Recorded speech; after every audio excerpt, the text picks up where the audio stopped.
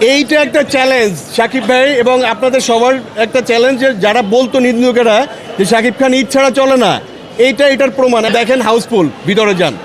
তো এইটা হলো শাকিবিয়ানদারিয়া এবং শাকিব খান এটা প্রমাণ করে দিল যে না, উনি ঈদ ছাড়াও সুপার হিট। তামিল ভাষায় আমাদের সুপারস্টার, আমাদের মেগাস্টারের সিনেমা। শাকিব ভাইকে নিয়ে যারা ইন্ডাস্ট্রিতে নেগেটিভ কথা বলে তাদের চেহারাটা দেখেন, আর শাকিব ভাই চেহারাটা দেখেন, আল্লাহ নুরানি চেহারা, উনি চুপচাপ খালি শোনে। আর ওনাকে নিয়ে যারা গিবত করে তাদের চেহারা দেখেন, আল্লাহ তাদের চেহারা থেকে নুরানিটা উঠাই নিয়ে গেছে। ব্যাপারটা হলো তাই, একজন সহ্য করে আর একজন বাজে কথা বলে। যারা বাজে কথা বলে তাদের চেহারাটা দেখেন, আর শাকিব ভাইয়ের চেহারা দেখেন, আল্লাহ প্রদত্ত। এটা আল্লাহ গড গিফটেড। উনি কখনো কারো গিবত করেন। আমরা ঘন্টার পর ঘন্টা কথা বলি, অনেকে পিছন থেকে এসে বলে যে ভাইয়া, ধরেন আমি বলতেছি ভাইয়া উনি এই কথা বলছে, হ্যাঁ দূর চেপে যা। মানে ওনার ভিতরে এই গুণটা আছে যে না, উনি চেপে যাওয়ার মানে পক্ষপাতী, উনি কখনো রিভেঞ্জ নিতে চায় না। হ্যাঁ দরদ ছিল, এটা তো বলে দিলে হবে না। আপনারা দেখবেন নতুনত্ব বলতে কি, এটা নতুন এক শাকিব ভাই। শাকিব ভাইয়ের অ্যাক্টিং প্যাটার্নটা অনেক চেঞ্জ করছে সে। বিশেষ করে নবাব শিকারি থেকে একটা চেঞ্জ আসছিল, প্রিয়তমা থেকে আরেকটা চেঞ্জ আসছে, এবং এই চেঞ্জটা এই এই এই মানে ফিডব্যাকটা এখানে পাওয়া যাচ্ছে। দর্শক দেখবে অনেক ভেরিয়েশন আছে ভাইয়া, দর্শক তো দেখার অনেক কারণ আছে, কারণ শাকিব ভাই নিজেকে ভাঙতেছে প্রতিনিয়ত ভাঙতেছে। হ্যাঁ আরও আছে, সিয়াম আছে, শরীফুল রাজ আছে, নিশু আছে, ওরা একটা একটা করে দিক, তাহলে তো হচ্ছে, কারণ কাউন্টার না হলে তো জমবে না খেলা।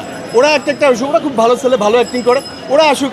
আমরা তো চাই, মানে শাকিব ভাই তো চাই যে আরও, শাকিব ভাই অনেকে জানে না, সে কিন্তু জুনিয়রদের অনেক মানে স্নেহ করে, এটা অনেকেই জানে না, উনি এদের অনেক আদর করে। হ্যাঁ প্লিজ, আশেপাশে নাই অনন্য মামুন যে 1 কোটি টাকা চ্যালেঞ্জ ছিল, আসলে ঠিক, এটা কারো কোনো সিনেমার সাথে এটার হয় না, মানে কম্প্যাক্ট করা যাবে না, কোনো সিনেমার সাথে এটা যাচ্ছে না, আলাদা সম্পূর্ণ দেখতে হবে।